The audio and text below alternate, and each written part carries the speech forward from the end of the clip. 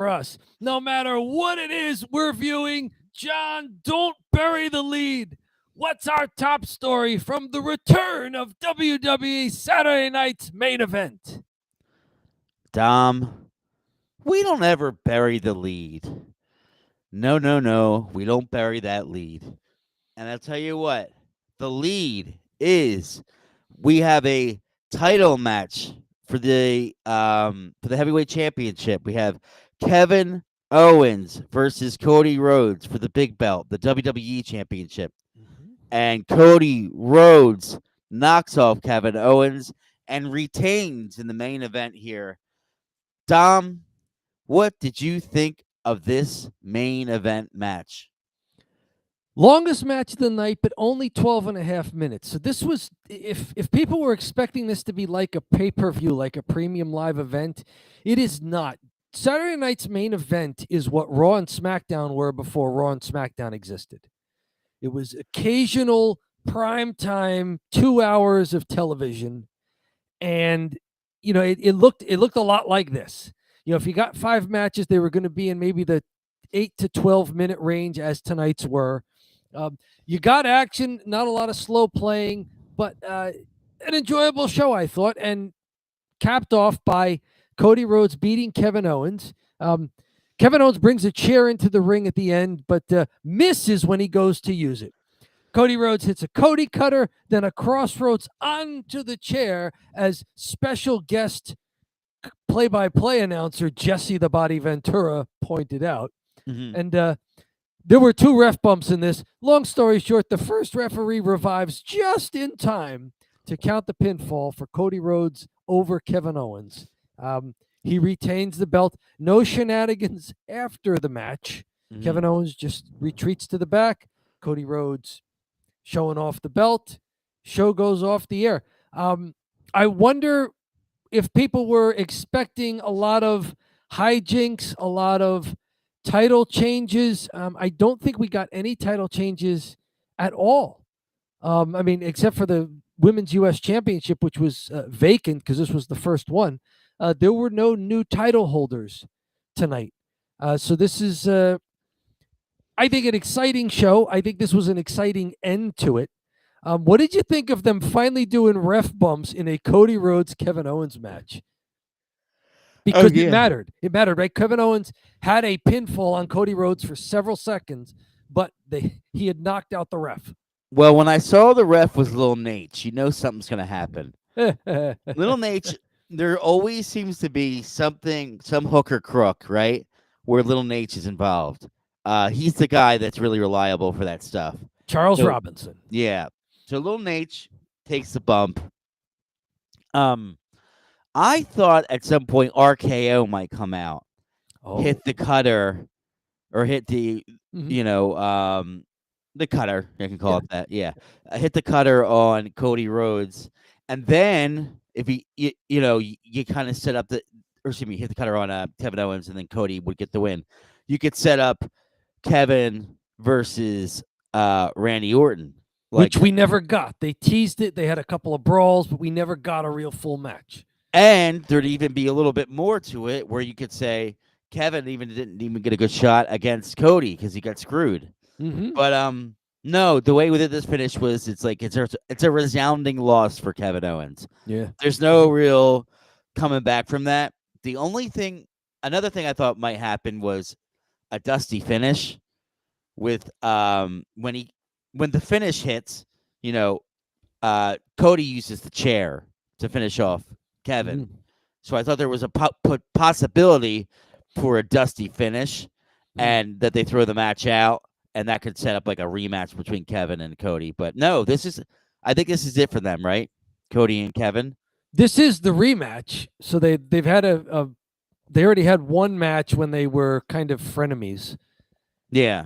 Still friends, but trying to build a little animosity for the match. And then this time they're clear babyface, clear heel. So maybe this is it. Although, Kevin Owens seems to just hang around. He's a really reliable guy as a babyface or a heel. Yeah, he's got the tough guy image. He's got the move set. He's believable in the ring. I mean, he looks like a bouncer at a bar. So I'd say it's an accurate portrayal. yeah, Yeah, he right. looks I like a mean, bouncer. he has that look, so he looks like a guy who could mix it up with people. Mhm. I think he's really reliable. I mean, this doesn't bury KO at all, but at the same time, I think it's a neat win for Cody. Uh, Good finish for the first bring back of Saturday night's main event. I thought it was a cool show, and this was a cool way to finish it. It was a little bit of a dusty finish, in the Yeah. sense that you could have seen someone come. It was all right. It wasn't a dusty finish; it was a bloodline finish. This Ooh. was every Roman Reigns match. Ref knocked out. The bloodline knocks out the ref. Roman Reigns gets pinned, but there's no ref to count it. Yeah. Roman Reigns. The only thing this was missing was someone on Cody Rhodes' side to beat up Kevin Owens for Yeah. Totally. him. I'll tell you what. It was a pretty good match, and it was a fun one. I really liked seeing Kevin as a heel. I think he's great as a heel, and I think he was great. In that one conversation he had with Michael Cole. hmm Um, so he's been great as a heel. Um, doing Kevin tried the bionic elbow, where he Yeah. acted like to try to do the bionic elbow, Uh-huh. and then said "suck it" afterwards. Like when he was doing the whole dance, like "oh, this is Mhm. stupid." Of course he doesn't hit it, but he still pulled it off. And I liked just the way that Owens was leaning into the heel thing. Mhm. He's sitting up in the corner, like throwing a little hissy fit before the match even starts. You Mhm. know, not being very respectful. Um, but yeah, so Kevin Owens is a good heel. And I think you've pointed this out before. He's legitimately very funny. So he's a good heel in that regard. I hope this doesn't mean this is the end of Kevin Owens cutting promos in his rental car. Like that's the those highlight of every SmackDown. Kevin Owens in his rental car. those promos in his rental car, yeah, absolutely. We need those. We need more of those, or just something that's on par with that. I like a few of the spots here. They were doing the fighting on the turnbuckles again. There was no Corey Graves to yell at us about how no one ever beats Kevin Owens up on the turnbuckles. Yeah. Cody tried it twice, and Kevin Owens won both of them. No, there was nobody to spoil the spot. Right? Jesse the Body was like, "Oh, Kevin's got to be careful there." Yep. Which is funny because there's no reason for Kevin to have to be careful there, like Yes, where he long time dominates. SmackDown viewers. Yeah, long time no, like Jesse not knowing, you know, Kevin's moveset, didn't Yes. realize that, no, that's his like, bread and butter. Yep. The first time he winds up shoving Cody off the top turnbuckle and then hits his top turn swanton for a 2 count. The Mm, next time they're each going for the front face lock. Kevin wins and hits the Fisherman's Buster for a 2.5 count. yeah, So good moves there. I like what they did out on the outside, a little bit brawling on the announce table. Cody blocks some move that looked like Owens was going for maybe a pile driver or a power bomb. Cody blocked it, and they said, "Oh, he hit an RKO on the table. It's a cutter. It's a Cody cutter. It's his move. He's been doing it forever. He just yeah, couldn't spring off the ropes because there's no ropes around the announce table. But like that's his move. But they made a big deal about how it being like Randy Orton's move that he did. Now earlier, Kevin Owens did that side slam onto the announce table that Randy Orton usually does, and Kevin mugged right into the camera. Hi, Randy. See, that was another thing I really liked him saying hi, Randy. Yep. And we got a picture in picture during this, and I could obviously they're playing sound for the commercials, but we could see out of the corner of my eye, Kevin Owens had the advantage and was really playing to the crowd. Like he was doing heel stuff. He was motioning to the crowd. He was really into being a heel in this match. Even though I couldn't hear it, you could almost feel through the screen that he's doing what a heel should do. And the crowd's just giving it to him there in Long Island. When Kevin came into the WWE, he had a feud with John Cena, and he was a heel. And they had him for a heel for a while, up until he was the Universal Champion. He was a Okay. heel. So he worked heel for years until eventually, a little bit like Seth Rollins, where Hmm. the crowd liked the heel thing, so they turned him face, Okay. And he's kind of been around. I don't know if he switched back to heel ever. I guess not since we've watched, right? He's been face the whole time. Yeah, he's been face the whole time. He showed up at the first year we did this. He showed up as the last man in for the babyface team in War Games that lost to the Bloodline. Right. They teased a heel turn on Sami Zayn when Sami tried to befriend him, but he never turned. And yeah, this is recent. This is his first heel turn in the 2+ years that we've been watching. Yeah. Yeah. I don't know. I think that's a good recap there. You have anything more to say about this match, or is it follow time? I'll tell you what, Dom. I think it's a good time to go ahead and let's hit the follow here. So we just hit the lead, and now we're moving into the follow. And I could pick where we go first if you want. I think it's rather obvious. This was almost the lead, in my opinion, if it wasn't. Okay. We have Michin versus Chelsea Green for the newly created U.S. Women's title. Yeah. And Chelsea Green goes over and beats Michin. Dom, what did you think of this one here? Decent match. Surprised. I thought at the end it sounded like Chelsea Green got a babyface pop. Oh, yeah. People like her, even though she's annoying.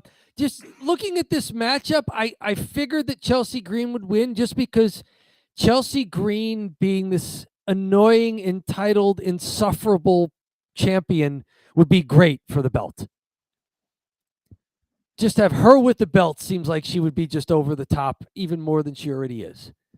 That's one of those weird New York things, right? Because they're on Long Island, if you will, where if a heel is way over, then they start to cheer the heel. That happens in the Northeast corridor from time to time, and that's I think what happened tonight. I looked it up. She's not even from Long Island, so no, it's she's not from like Canada. She's from Canada. Yep. She is, but she's annoying. So she's an honorary New Yorker. Right. She's an honorary New Yorker because she's obnoxious. Yes. And boy, oh boy, there was some stuff I really liked about this match. Specifically, Chelsea Green with the gear that she came out in, which are just her gear that she was wearing, which is pictures of herself, which was just like brilliant. Like the tassels on her gear were just her. Yeah. So it's like, I'm Chelsea Green, and then what's your gimmick? I am. Her gimmick is Chelsea Green. You know, all over her body. I really like that a lot. Michin hit a drop kick to Piper. I thought I wanted to call this one out. That looked rough. Okay. Piper was up on the apron. Yes. Michin hits the kick, and Michin goes down. Or Piper does a great job of just taking a face bump right off the right off the side of the ring, and you knew she was out for a while. It's like, yeah, it looks horrible. Like for her to drop off, especially at her size, to drop off and then hit the thing, it looked really good, I have to say. That was the one for the finishing move. It allowed Chelsea Green to win the match on her own, which I think was a good call. Piper distracted Michin up on the turnbuckles as she was climbing up there after Chelsea Green, who had been stunned a bit up there. Michin kicked Piper off the apron with that great drop kick move that you called it. Great sell by Piper Niven, and then moved toward Chelsea Green on the top turnbuckle. Little slow developing on the move here, but once they got it, it looked really good. Chelsea grabbed her arms and then kind of did a float over flip on Michin, who was standing on the mat there, and turned it right into an unpretty her for the pinfall. This match goes 8 minutes. It was the shortest match of the night, but a pretty cool finish and an unusual cheer from the crowd there for the heel. I think it's just appreciating Chelsea's moveset and the fact that she really is into her character. Like Chelsea Green gives 100% for her gimmick. Oh, totally. She's been excellent. We've really liked her both. She's fine in the ring. The character's hilarious, and not for nothing, there aren't a lot of funny, good, comedic women wrestlers in the WWE right now, and she's one that's really funny, you know. And Man another, or woman, I think she's the best comedy wrestler out there. And yeah, I think it's pretty neat that they're giving her a chance to show that she can wrestle too. yeah. Even a little bit, another thing to add to the comedy thing, Chelsea Green is a beautiful woman. It is tough to be a beautiful person and funny. And typically in pro wrestling, if you're the funny person, it's because you look a little weird, right? And you do some weird thing, and that's like your comedy gimmick. Doink the clown, you know, Sure. he had the pot belly, Yeah. and he dressed like a clown, and he got over, but he also dressed strange, Yes. So Pretty deadly. Metrosexuals 10 to 15 years too late. yes. But Chelsea is a beautiful woman and could easily just be a diva, but instead she just Yes. leans into the comedy thing, which she's really good at. And the heel persona. Totally. Yeah, she Yep. gets it. She definitely gets it. Mhm. All right, so that's Michin and Chelsea Green. I do want to put on another thing. I Yeah. thought it was really cool when Michin hit the eat defeat on Chelsea, and Chelsea rolled just close enough to the ropes that on the pinfall she barely got her right toe onto the bottom rope. Like, Yeah. what perfect positioning. The announcer said that they kept saying didn't get all of it. Yeah. Is that was that on because they thought it was a botch and they said I didn't get all of it, or they said didn't get all of it because they knew that she could get to the ring apron? I don't know, but I thought Chelsea did a great job of bouncing off the move so that she could. It's like when guys take a Stone Cold Stunner and they like flip completely out of the ring, Yeah. or Ricky, when Ricky took the stunner from KO and just flopped through the ropes to the floor. Right? It has been a Ricky Gibson sighting at our Saturday night's main event recap here. Chelsea takes the eat defeat and flops 3/4 of the way across the ring so that when she's covered, that foot barely gets to the bottom rope. Great sell by her to not make it look obvious. There's a lot of times where people have to get in that position, they forget, and then they just land on their back, and then they're kind of shimmying their way over because they know they have to get closer. Like Chelsea got there. And we've got a couple people in the chat now. So if you guys have anything you want to say about the show, let us know. Yes, wherever you're watching us online on the live stream, whether it's Twitter, Twitch, or YouTube, thank you for joining us. Just know the motherload of our content is over on YouTube. Find Don't Bury the Lead, a wrestling channel on YouTube. Like, subscribe, help us get to 1,000 subscribers. There's a new join option with premium perks.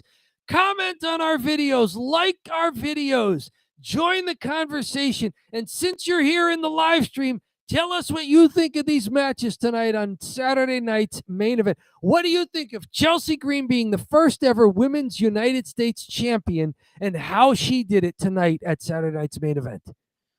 Yeah. Let's keep it rolling here. Anything else you want to talk about with Michin and Chelsea Green? No, not really. Other than I think it was a good match. We were expecting, based on the draw of the brackets, Tiffany Stratton versus Bayley. But I think they gave us a neat wrinkle here with Chelsea Green becoming just an insufferable title holder. Yeah. For my money, this is match of the night.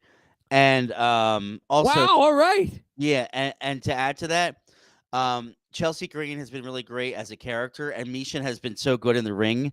Yeah. She is getting our Ricochet Memorial Award. That's what we, has been rumored, and this goes right into that Ricochet Memorial Award where she was helped Chelsea steal the show. Yep. So, okay, cool. We have a couple other matches. Do you want to pick one yourself here, Dom? Yeah, speaking of people who are all in on their character and who may have gotten a broken nose tonight, Liv Morgan beats Skye in 9 minutes to retain the Women's World Championship. They wound up showing this on the replay. Skye does a running knee to Liv Morgan and really catches her flush in the face. These two look like they hadn't done a lot of wrestling, a lot of time in the ring with each other to build chemistry. And maybe that was just, being slightly off on a good looking move. It looked like Liv really got a broken nose there. A little blood coming out there towards the end. Looked like it was a little swollen. We'll see what this looks like when she gets back to Raw in a couple of days. But a neat match.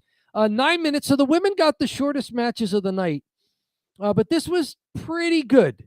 I wasn't a great match. Could have been better, I think, if they had more time with each other before this match. Like if this had been the build up, the blow off of a feud, it would have been great because both wrestlers individually are very talented as in-ring performers. They just looked a little bit off here and there. They had Io do something where she slips on the top rope. I don't know if it was a botch or intentional, but allowed Liv to hit a code breaker for 2.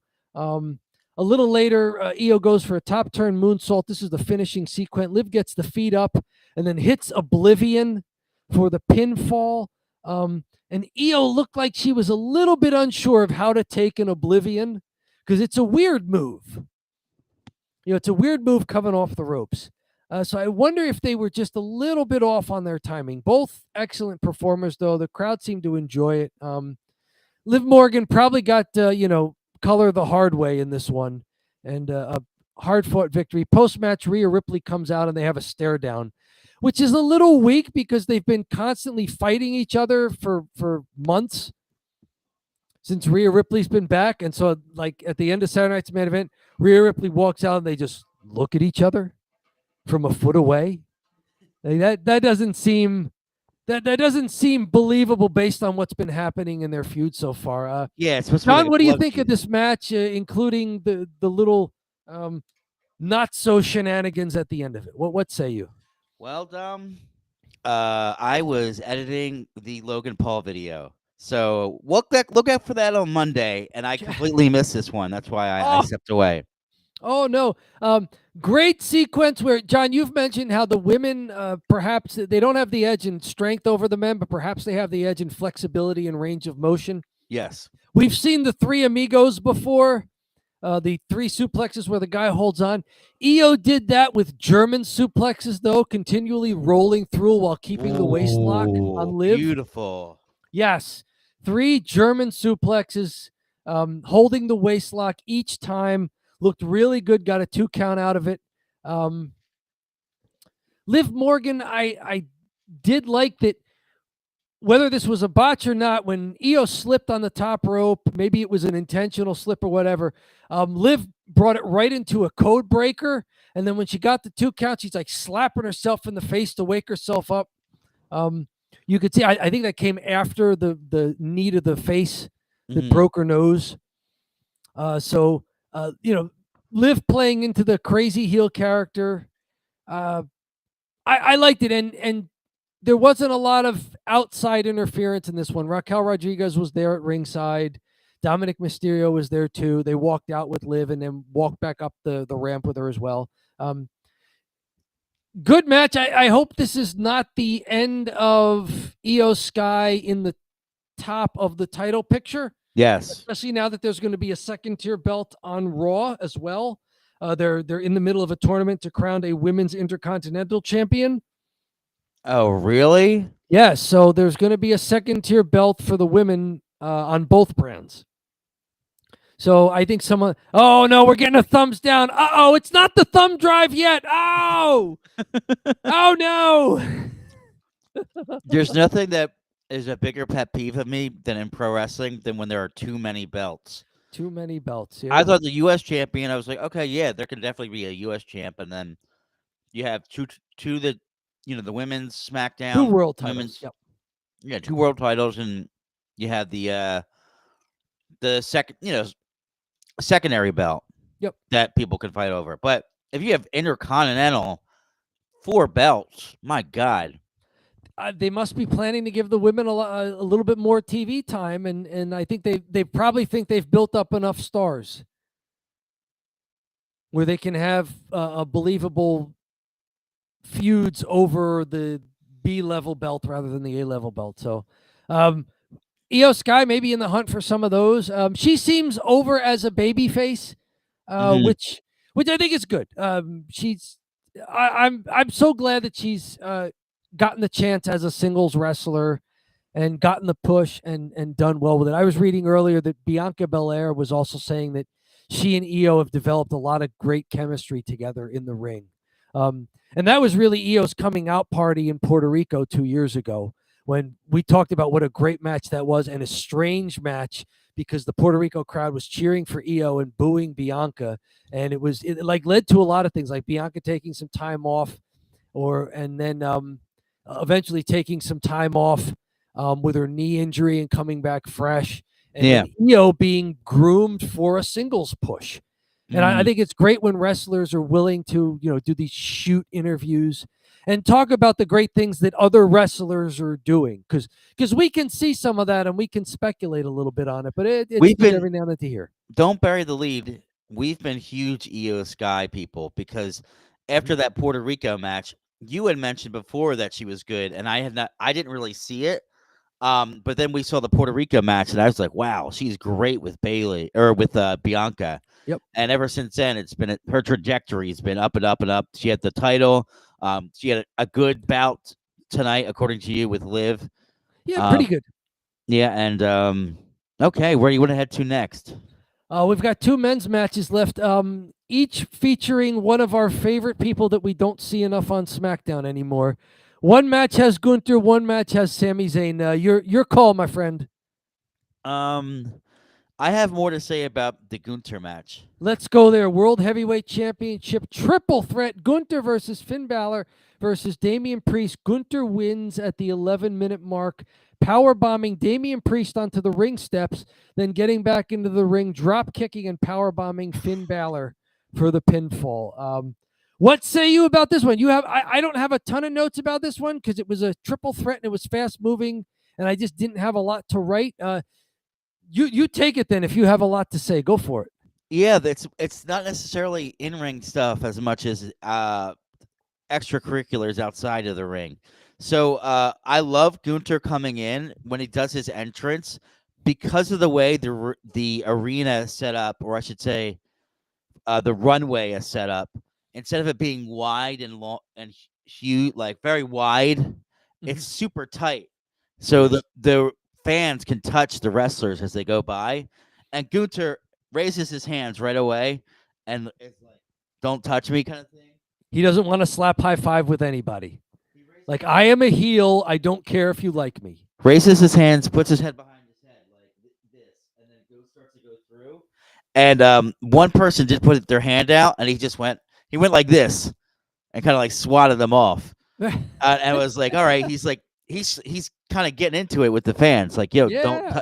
One of them went over to touch him, and he just kind of hit him away. I was like, all right, it's pretty wild. That's some great heel stuff. So it looked like almost it. It was so believable from my perspective because he kind of like smacked at one of the fans that it was something that was legitimately agitating him. So I liked it because it felt like a little bit real. So I know it probably was part of a gimmick, but it's always good to like get so close to real life there where you're like, oh, what is he doing? He's hitting at the fans. The other stuff is chops from Gunter were killer. We don't see Gunter a lot, so I always forget about the chops, and then he lands one, and you go, whoa. And then Gunter was cheered the whole time. There was a part when he kind of played to the crowd. He said something to the crowd, and they just started cheering him. So, again, Long Island, New York, heels. Maybe they're cheering the heels this night. He's got to get better at knowing what to say to the crowd to antagonize them, not to, get a baby face pop. Tell them the Islanders suck or something. Yeah, right. Absolutely. Yes. Islanders. Yeah, the cheap heat. Come on now. So I did like that. Even though there was supposed to be extra bad blood between Finn Balor and Damian Priest, that didn't dominate the match. I mean, all 3 guys had good heat with each other, and I thought it was a pretty good triple threat match. Nothing really tonight was like total pay-per-view main event quality. Yeah. But for a 2-hour primetime broadcast television show, if this were a SmackDown, it would have been a great SmackDown. Certainly. Or a Raw, it would have been a great Raw. I do like the Boston Crab. You mentioned the chops. Gunter puts Damian Priest into a Boston Crab. Finn rolls back into the ring and tries to break it up by chopping Gunter, who just breaks the hold, stands up, and glares at Finn Balor like he no-sells the chop, and then Yeah. starts delivering some of his own. Right. Damian Priest, how about this one? He does the rope walk while holding Gunter in sort of a wrist lock there, hand to hand, and does the crossbody onto Gunter, then pivots right off and hits a side slam on Finn Balor for a 2 count. Shades of Undertaker with that move. Shades of Undertaker, and then the side slam, where he does the sit out Uranagi there. Mhm. I like that one. That was pretty cool. Another one with all 3 guys. Damian powerbombed Gunter off of the second turnbuckle as Gunter was fighting with Finn Balor up there. Mhm. And then Finn sees it, so he does the top turnbuckle double stomp onto Gunter and covers, but Damian Priest barely breaks up the pinfall at 2.5. Great timing by all 3 guys in that extended sequence there. So good. That's what I'm looking for in a triple threat match. Like, are there moves where it matters that there are 3 guys in the ring active at all time?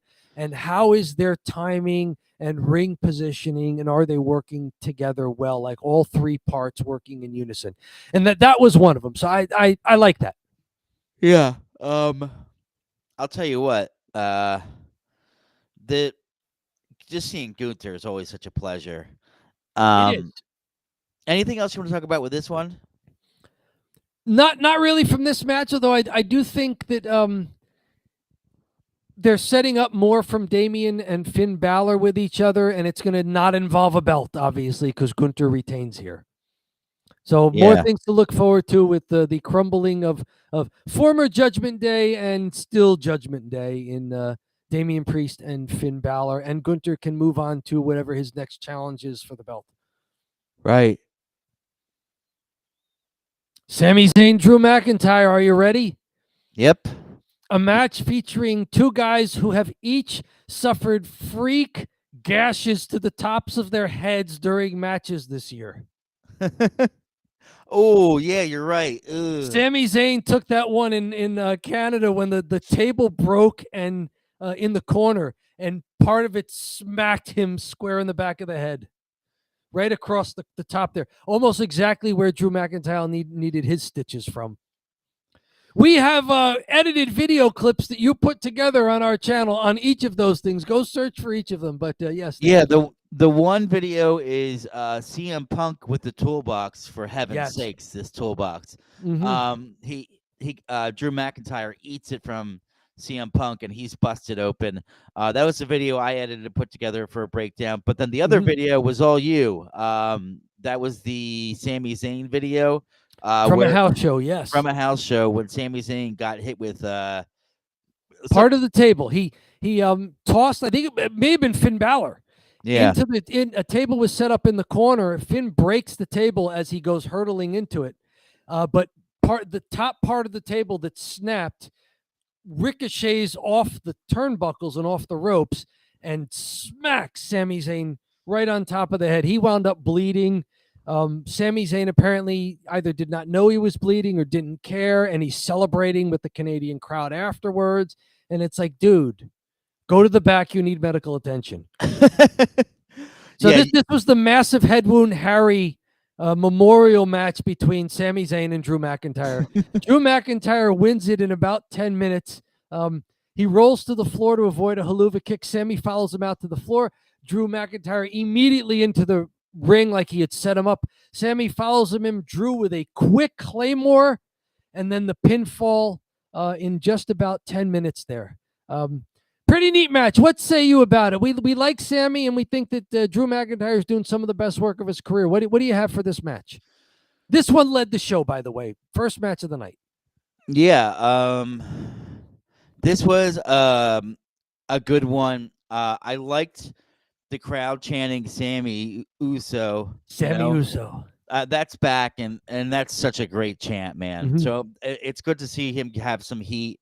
And I'm glad that Drew gets a win after having to lose to CM Punk. So That just angles him in the right direction. I wonder what they're going to do with Drew now that he's back. Revenge tour. He said it. Revenge on all of the people from the original bloodline who he thinks turned on him, or like, why would you go back with Roman Reigns? He's mentioned wanting to go after the Usos. SmackDown the night before this, Jimmy Uso is in the ring with his crutches. Drew Yeah. comes out of the crowd with the hoodie on and just Claymore kicks him. Interesting. So I think Drew is on a revenge tour to make his way through the bloodline.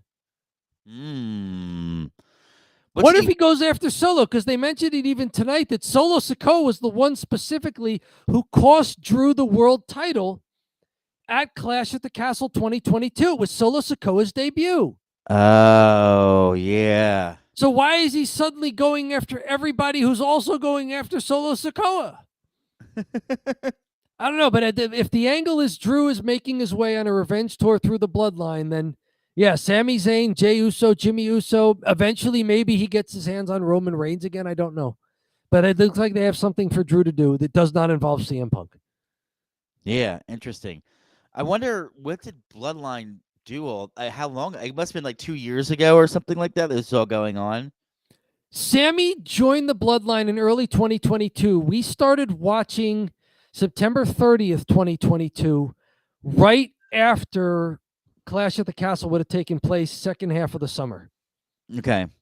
So before that was where Gunter and Sheamus had a great match for the IC title. Gunter retained. Gunter had the belt only a month or two by that point. And so Sheamus, they thought, was a big challenge for him, especially over in the UK. Gunter won that. That was one big match from that show. And also, I think that was when Drew McIntyre was trying to regain the Universal Undisputed WWE Championship. And it was the debut of Solo Sikoa interfering to cost Drew the match. Well, Dom, I'll tell you what. I don't have the ability to drive to the UK, but we don't have aqua-fitted cars. Transverse the Atlantic Ocean.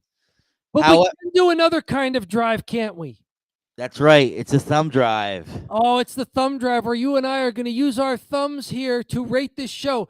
It's going to be a simple thumbs up or a thumbs down. There are no ties. There are also no star ratings, no letter grades, no number grades. You are taking this course pass, fail. And if you saw Cheap Heat from before Saturday night's main event, you know we were talking about pro wrestling and college courses. This course is pass, fail tonight for Don't Bury the Lead. That's right, Tom. And ready. I should say this before we start here. We're not Dave Meltzer. We don't give out star ratings. No. We don't do 7 stars in the Tokyo Dome. We don't do 2 stars in the Core State Center. We don't do 9 stars in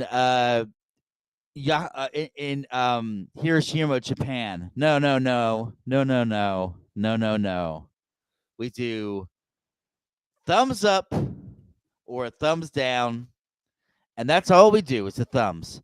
So are you ready, Dom? I am ready, my friend. 3, 2, 1. Yep. Oh, thumbs up, Dom. I remember some old Saturday night's main events from the late 80s, maybe even early 90s. They were fun shows. They were also special shows because WWE didn't put prime time on broadcast television. This was pre the cable wars, pre Raw, pre Monday Night War, pre Attitude Era, all that stuff. So it was a special show back then. I thought this was fun. I mean, Jesse the Body Ventura being back was a little weird at first because he was trying to get back into his old heel announcer gimmick, and it was falling flat early. I think he had regained his footing by the time they put him as third man in the booth for the main event. So there was a little nostalgia there. They were showing other wrestlers in the crowd in the front row throughout the night. Greg the Hammer Valentine and Coco Beware were some great ones. That was cool. They were trying to do a little bit of nostalgia, recapture what these shows were like 30 to 40 years ago when they were running on primetime TV. I thought this was a fun show. It's not a premium live event. If you were expecting that and got disappointed by just getting 10-minute Raw and SmackDown matches, then I I'm sorry on WWE's behalf if they played it up to where you thought this was going to be a premium live event. It's not. It's just a really special Raw or SmackDown on broadcast TV without a lot of backstage angle stuff. It's just extra matches, extra intros. It's a show. Yeah.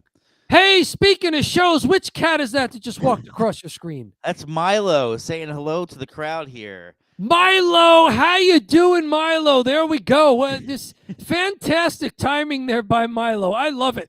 Milo liked the show too. He just wanted to come out here and emphasize that. There you go. One tail up from Milo. That's 3 appendages up from our crew tonight. Excellent. Why did you give this show an appendage up, John? 5 good matches. 5 matches that were solid. All within 2 hours. This would be a perfect SmackDown, if we were going to judge one. It was just a little bit better than a SmackDown, a little bit below under that pay-per-view level. Mhm. We did see a title get won, which is great. I thought the women's match, Michin versus Chelsea Green, was good. It wasn't perfect, let's just say. My only critique might be, hey, can we do 4 matches instead of 5 so we're not rushing every match and we have some more substantial time out there that they can develop some stuff like a pay-per-view match. But I love the setup. I thought Jesse the Body Ventura, once he was behind the booth, was good. Yep.